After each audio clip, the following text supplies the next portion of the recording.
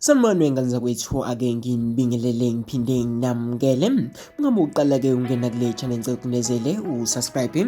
Ubalisa ngobunzima bebhekene nabo Elimele. Ukhala ngobunzima bebhekene nabo-ke ngenkathi-ke Elimele umdlalo we-Kaizer Chiefs u-Edmilson ogijima emuva-ke kwi-Chiefs obengakabonakali-ke kulisizini njengoba-ke eqale-ke Elimele. Wehlele umshophi-ke wokulimala-ke ngenkathi le kilapho-ke ebhekene ne-Young Africans yaseTanzania emdlalweni-ke wokuzifudumeza-ke kuqala-ke kwesizini. Nomdlali-ke usanda-ke ukubizwa-ke eqenjini lesizwe laseMozambique uqinisekisile-ke ukuthi useluleme-ke ngokugcwele.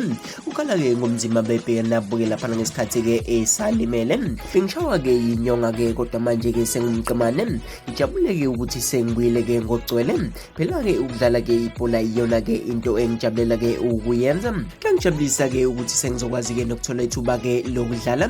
Ngelekelele-ke laphana nozakwethu ukuze-ke silwele impumelelo yeqembu. Kusho-ke uDove umdlali-ke kulinele ukuthi abonakale-ke emdlalweni we-DStv Premiership. I-Chiefs-ke izogijima ne-Royal-ke ngomhla ka-16-ke kwephezulu e-FNB Stadium eSoweto. Nomdlalo-ke uzoqala-ke ngo-8 laphana-ke ebusuku. Kube ngabovu-ke ukuthi-ke uMolifintseki ololonga i-Chiefs uzomisa kanjani-ke ngokubuya-ke kukaDove njengoba-ke udongeni lwasemuva-ke kuNokiyoni nothatheni-ke dihloko laphana bebambeke laphana kahle emdlalweni emithathu-ke edlule-ke uma ubheka. Amakhosi-ke abhaxabule ngo-3-0-ke AmaZulu FC neStellenbosch FC ngo-2-0 emdlalweni-ke ye-league.